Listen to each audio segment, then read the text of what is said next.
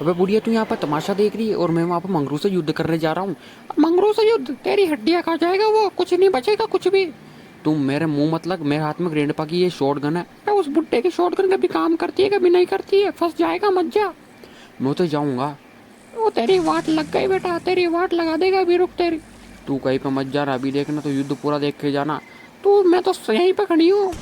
ले क्यों हिला डाला ना।